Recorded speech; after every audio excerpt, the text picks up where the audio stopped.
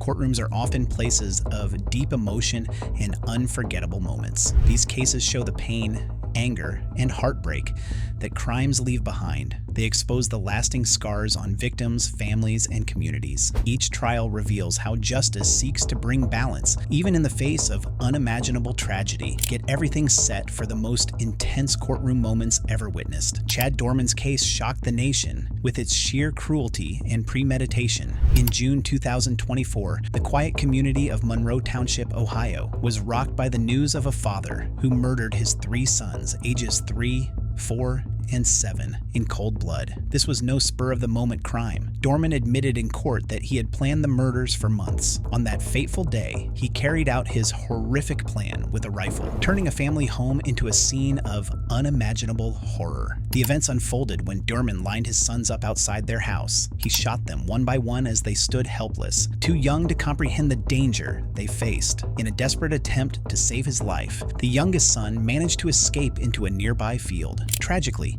Dorman pursued him, dragged him back, and killed him in front of horrified witnesses. The boy's mother tried to intervene but was shot in the head. Despite her injuries, she managed to call 911, describing the unimaginable events unfolding before her eyes. The courtroom was filled with heartbreak and disbelief as the case progressed. Prosecutor David Gast delivered a statement that left no one unmoved, describing the boys' deaths as the most sickening and horrifying crime he had ever encountered. Gast painted a vivid picture of the betrayal these innocent children suffered. These boys trusted him for love, safety, and guidance, but instead, he became the source of their ultimate fear and pain, he said, his voice trembling with emotion. As Gast recounted the events, many in the courtroom wept openly. Family members and observers were visibly shaken by the details. The mother, who had survived the ordeal, chose not to speak but submitted a written statement that the prosecutor read aloud. It described the unbearable pain of losing her sons and her inability to comprehend how the man she once trusted could commit such an act. Even the first responders who arrived at the scene were deeply affected. They described finding the boys' lifeless bodies and attempting CPR, knowing there was no hope. Guests commended their bravery, emphasizing that no amount of training could prepare anyone for such a traumatic scene. During the sentencing phase, Dorman remained emotionless. His lack of remorse or acknowledgement of the horror he caused only deepened the outrage felt by the family and community members present. The mother's injuries served as a grim reminder of her attempt to protect her sons, making the emotional toll of the trial even heavier. The judge imposed 3 consecutive life sentences without the possibility of parole, the harshest penalty available under Ohio law. This decision ensured that Dorman would spend the rest of his life behind bars, never again posing a threat to society. The severity of this crime calls for the strictest punishment, the judge stated, echoing the sentiments of the grieving family and community. The $20 million bond set earlier in the trial was the highest in Claremont County's history, reflecting the judge's acknowledgement of the gravity of the case. This unprecedented amount underscored the danger Dorman posed and the magnitude of his crimes. The community rallied around the surviving family members, offering support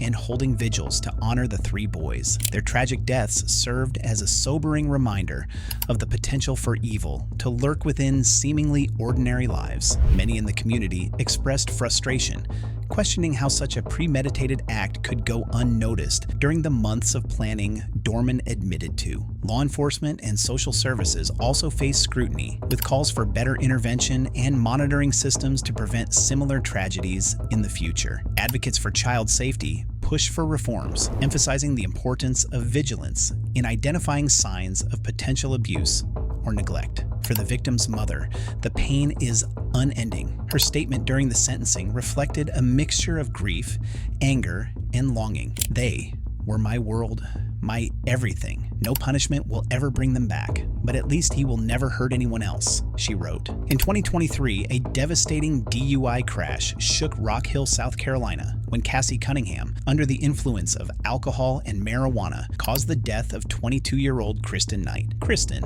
a young mother of 2, was driving her car on South Carolina Highway 161 when Cunningham's reckless speeding turned a quiet afternoon into a nightmare. Reports revealed that Cunningham was was driving at 107 miles per hour when she rear-ended Kristen's vehicle at an intersection. The collision pushed Kristen's car across the median into another vehicle, leaving it completely crushed. She succumbed to her injuries shortly after being rushed to the hospital. The crash not only robbed two children of their mother, but also shattered the lives of everyone close to Kristen. The tragedy was made even more painful by the ironic twist that Cunningham had once cared for Kristen as a child at her family's daycare center. The courtroom was filled with a mix of grief, anger, and sorrow as Cunningham faced the consequences of her reckless actions. During her sentencing, Kristen's father, Tommy Knight, delivered a heart-wrenching impact statement. "My son asks me every day, 'Where's my mama?' he said, his voice trembling with emotion. He painted a vivid picture of the family's loss and the irreplaceable void Kristen's absence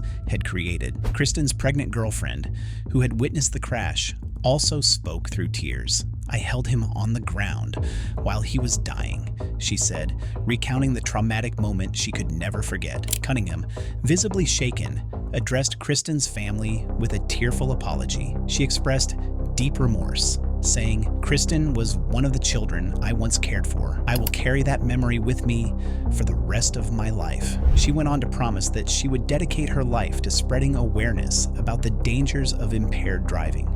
However, her apology did little to ease the anger of Kristen's loved ones. For them, no words could undo the irreversible damage caused by Cunningham's actions. The defense tried to portray Cunningham as someone battling a lifelong struggle with addiction and mental health issues, including bipolar disorder and PTSD. They argued that these factors contributed to her reckless behavior. Cunningham's family also pleaded for mercy, describing her as a loving mother who had made a terrible mistake. However, the prosecution emphasized Cunningham's prior DUI conviction in 2008 and highlighted her history of dangerous behavior behind the wheel. Judge Brian Gibbons sentenced Cunningham to 23 years in prison, along with a $115,000 fine. He acknowledged her struggles with addiction and mental health, but made it clear that her actions required accountability. "God may forgive you, but there are consequences for your choices," the judge said during the sentencing. He stressed that the severity of the punishment reflected the devastating consequences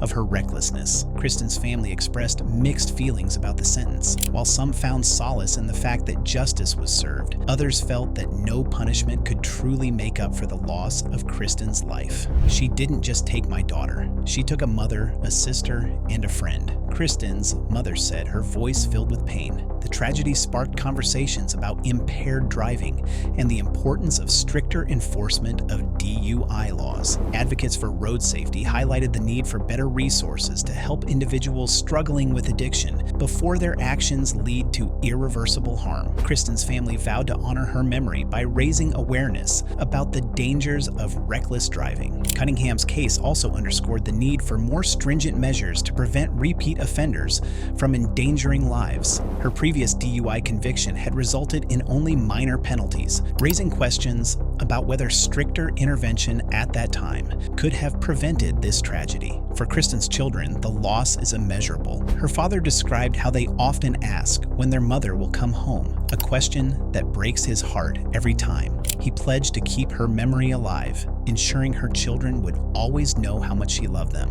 In 2013, Detroit was shaken by a shocking crime committed by 12-year-old DeMarco Harris. During a robbery attempt, Harris shot and killed 24-year-old Trisha Babcock, a bright and loving woman who was just beginning to build her future. Trisha, a nursing student, had stopped at a gas station when Harris approached her. She refused to hand over her belongings, and in a horrifying moment, Harris fired a gun, ending her life. The incident left her family and the community in disbelief, struggling to comprehend how such a heinous act could come from someone so young. The case quickly gained national attention, not only because of the crime itself, but also due to Harris's age. The legal system faced the difficult task of determining how to handle a child who had committed such a violent act. The courtroom was filled with grief and outrage as Trisha's family faced the young boy responsible for her death. Her father, visibly shaken, spoke through tears during his victim impact statement. "You took my daughter, my bloodline, my everything," he said. "I will never see her walk down the aisle or hold her children. You stole her future and hours. The emotional weight of the trial was overwhelming. Trisha's grandmother also addressed the court, directing her anger at the system. He gets a chance to walk free at 21, but my granddaughter doesn't get a second chance at life, she said. Her words resonated with many who felt that justice might not fully account for the gravity of the crime. DeMarco's mother, devastated by her son's actions, pleaded for understanding. "Blame me," she said, sobbing as she faced Trisha's family. "I pray every day for forgiveness, and I pray for your family's healing." Her pain, though genuine, did little to ease the anger and sorrow in the courtroom. Harris, who had been silent throughout much of the proceedings, briefly addressed the court. "I'm sorry for what happened," he said, his voice barely audible. However, his apology was met with skepticism by Trisha's family, who questioned its sincerity and whether he truly understood the impact of his actions. The court's decision to try Harris as a juvenile sparked widespread debate. Under Michigan law, Harris could not be sentenced as an adult due to his age. Instead, he was sent to a juvenile detention facility with the possibility of release at 21 if deemed rehabilitated. This ruling enraged Trisha's family, who believed it failed to deliver justice for their loss. "This is a joke," Trisha's father said after the sentence was announced. "He took my daughter's life, and he could be free in a few years. What kind of example does this set for our community?" Many echoed his sentiments, expressing concern about the message the lenient sentence might send about accountability for violent crimes. The prosecution highlighted the difficulty of balancing justice with the recognition of Harris's young age. They acknowledged the potential for rehabilitation, but emphasized that Trisha's family would carry their grief for the rest of their lives, regardless of Harris's progress. The case of DeMarco Harris raised profound questions about how the justice system should handle children who commit violent crimes. Advocates for juvenile justice reform argued that Harris's age and background, marked by neglect and exposure to violence, should be considered mitigating factors. They emphasized the importance of rehabilitation over punishment for young offenders. However, for Trisha's family, the pain of their loss overshadowed any potential for redemption. They vowed to attend every hearing to ensure their voices were heard when Harris's case was reviewed at 21. "We won't let the system forget what he did," her father said. As Harris served his time in the juvenile facility, the broader community grappled with the implications of the case. It highlighted the need for preventative measures, such as better resources for at-risk youth and stricter gun control laws. Many questioned how a 12-year-old had access to a firearm and what could have been done to prevent the tragedy. On a tragic October evening in 2022, 18-year-old Elijah DeWitt, a high school football star with a bright future, was shot and killed in a mall parking lot in Lawrenceville, Georgia. The altercation stemmed from a dispute over a drug deal involving two men, Chandler Zion Richardson and Kamar Brand. What began as a petty disagreement escalated into a fatal encounter, leaving DeWitt's family and friends devastated. Richardson and Brand had approached DeWitt and his friend in the parking lot to confront them over an unpaid marijuana transaction. The situation quickly spiraled out of control when Brand pulled out a gun. During the struggle that ensued, DeWitt was shot multiple times and died at the scene. The senseless act of violence stunned the local community and left many questioning how such a promising young life could end so tragically. The courtroom was filled with raw emotion as DeWitt's family members shared their pain during the sentencing phase of the trial. His mother, Dawn, stood before the court, clutching a photograph of her son. Her voice cracked as she spoke of his dreams, his kindness, and the future he would never have. "Elijah was more than just my son," she said tearfully. "He was my best friend, my heart, and my reason to keep going. Now, all I have are memories." Elijah's father, standing stoically beside his wife, also addressed the court. "You took my son," he said, his voice heavy with anger and grief. "You took his future, his dreams, and everything he worked so hard for. And for what? A petty argument over drugs?" The prosecution presented recordings of jailhouse phone calls where Brand and Richardson showed little remorse for their actions. These recordings further fueled the family's anger, highlighting the lack of accountability from the defendants. Jurors and attendees in the courtroom were visibly moved by the family's testimony, many wiping away tears as they listened to the heartbreaking statements. In contrast, the defendants remained silent throughout most of the proceedings. When allowed to speak, Richardson offered a brief apology. "I'm sorry for what happened," he said, his words sounding hollow to DeWitt's grieving family. Bran, however, refused to acknowledge his role in the crime, maintaining a stoic demeanor that angered many in attendance. The trial concluded with different sentences for the two defendants, reflecting their roles in the crime. Chandler Zion Richardson, who was less directly involved in the shooting, received life in prison with the possibility of parole after serving a minimum term. The judge acknowledged Richardson's young age and lack of prior criminal history as mitigating factors, but emphasized the gravity of his actions. Kamar Bran, identified as the shooter, faced a harsher sentence. He was sentenced to life in prison without the possibility of parole. The judge described his actions as cold-blooded and senseless, and emphasized the need for accountability. This was not a crime of passion or a split-second decision. The judge stated this was a deliberate and calculated act of violence that took an innocent life.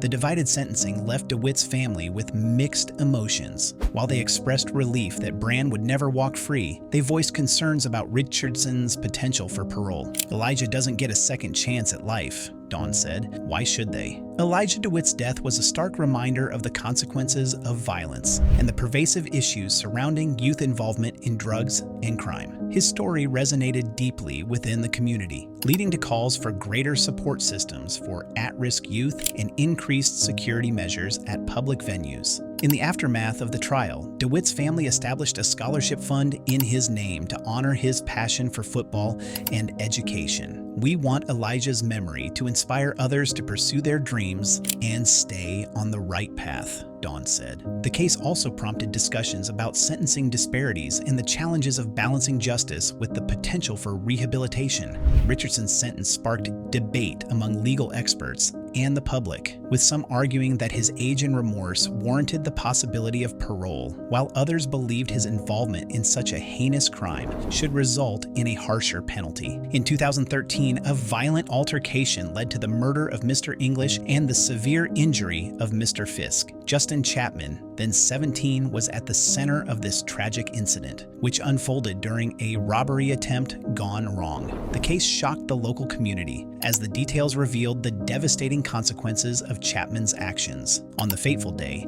Chapman, armed with a firearm, targeted Mr. English and Mr. Fisk in an aggressive confrontation. Witnesses reported that the altercation escalated quickly, resulting in Mr. English being fatally shot and Mr. Fisk suffering life-threatening injuries. The violence left families and friends grieving, while the community struggled to comprehend how a young man could commit such a heinous crime. During the trial, the courtroom was filled with emotions as the victims' families shared their pain.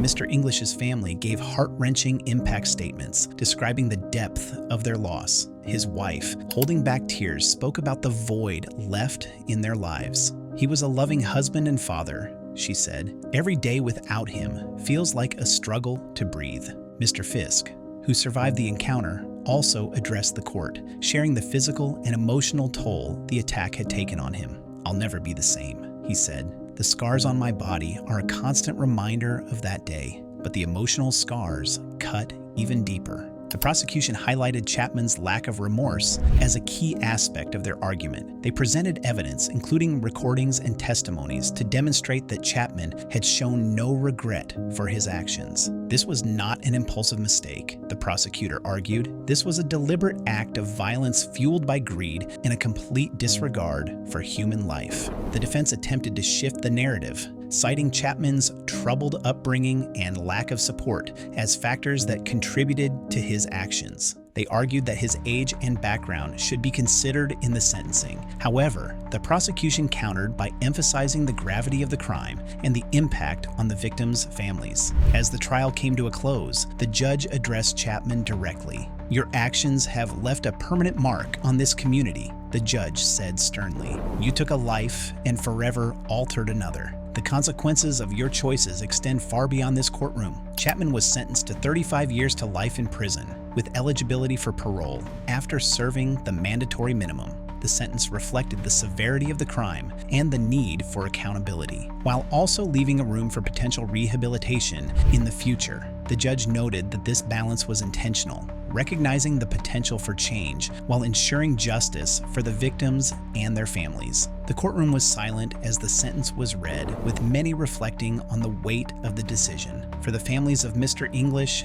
and Mr. Fisk, the sentencing brought some sense of closure, though it could never fully heal the wounds left by the tragedy. "Justice has been served," Mr. English's wife said afterward, "but no sentence can bring back the life we lost." The case of Justin Chapman became a topic of intense debate, raising questions about juvenile sentencing and the potential for rehabilitation. While some viewed the sentence as fair, others argued that it was either too lenient or too harsh, reflecting the ongoing challenges in balancing justice and compassion. For the community, the tragedy served as a stark reminder of the consequences of violence and the importance of addressing the root causes of crime. Local organizations began advocating for programs to support at-risk youth, hoping to prevent similar incidents in the future. Meanwhile, the families of Mr. English and Mr. Fisk continued to cope with their loss, finding solace in their memories and the support of their community. For them, the trial was not just about punishment, but about ensuring that their loved ones' voices were heard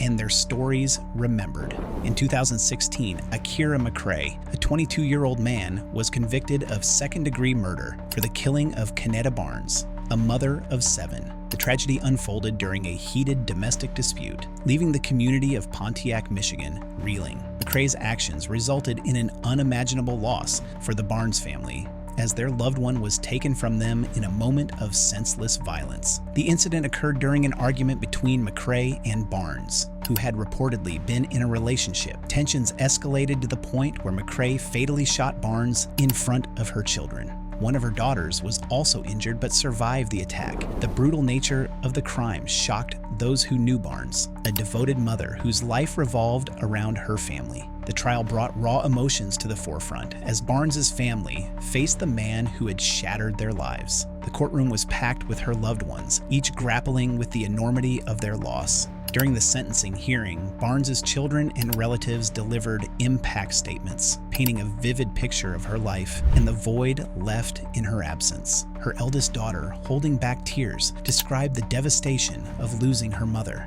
"You took away the person who held our family together," she said, her voice trembling. "She was our rock, and now we have to navigate life without her." The pain in her words resonated deeply with everyone in the room, highlighting the far-reaching effects of McCrae's actions. Just before his sentencing, McCrae briefly addressed the court, offering a few remorseful words. "I am sorry for what I've done," he said. "I know I can't undo the pain I've caused, and I take full responsibility for my actions." However, his apology did little to quell the anger and sorrow felt by Barnes's family. For them, no words could make up for the loss of their beloved mother, sister, and friend. The tension in the courtroom reached its peak after the sentencing was announced. As McCrae was being led away in handcuffs, a family member shouted his name, triggering an emotional outburst. The judge called for order, but the eruption of grief and frustration was a stark reminder of the profound impact of the crime. McCrae was sentenced to 30 to 60 years in prison for second-degree murder. The judge acknowledged the gravity of the crime, emphasizing the irreparable harm done to the Barnes